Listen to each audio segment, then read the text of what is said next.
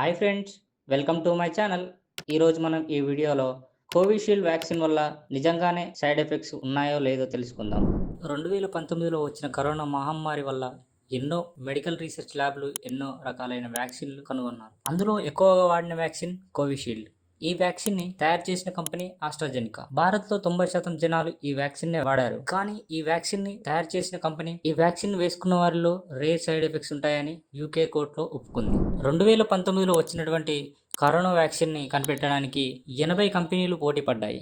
19 దేశాలు ఈ వ్యాక్సిన్ కోసం ట్రై చేశాయి. జూన్ 2020లో మొదటగా చైనా క్యాన్సినో అనే వ్యాక్సిన్ ని కనిపెట్టి రిలీజ్ చేసింది. డిసెంబర్ 2020లో రష్యా కూడా స్పూట్నిక్ వ్యాక్సిన్ ని కనిపెట్టారు.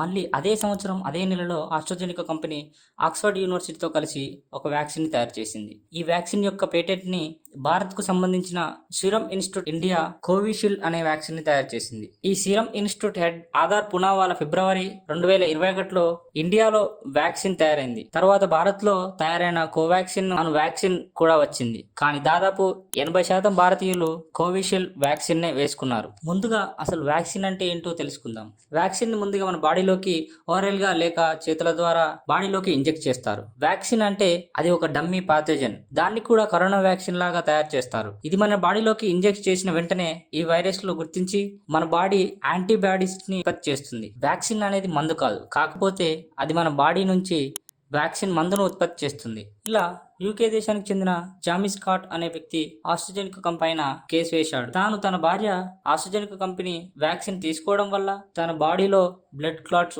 వచ్చిందని, బ్రెయిన్ హ్యూమర్ అయిందని కేసు వేశాడు. ఇలా ఈ కంపెనీ పైన యూకేలో 51 మంది వేరు కోర్ట్స్ లో కేసు వేశారు. ఇలా ఈ కేసు హీరింగ్ ఆస్ట్రాజెనికా కంపెనీ వారు వ్యాక్సిన్ తీసుకున్న వారిలో రేర్ సైడ్ ఎఫెక్ట్స్ వస్తాయని ఒప్పుకుంది. అది టిఎస్ఎస్ సిండ్రోమ్. దీనివల్ల నరాల్లో బ్లడ్ క్లాట్స్ వస్తాయని, హార్ట్ కి సరైన మోతాదులో బ్లడ్ అందక హార్ట్ స్ట్రోక్ వస్తుందని, ఈ వ్యాక్సిన్ వేసుకున్న 7 నుంచి 45 రోజుల్లో ఈ సైడ్ ఎఫెక్ట్స్ వస్తాయని, తర్వాత రావని ఆ కంపెనీ ఒప్పుకుంది.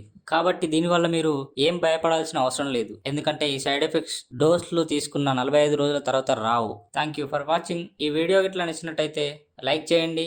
మరిన్ని వీడియోస్ కోసం సబ్స్క్రైబ్ చేయండి. జై హింద్.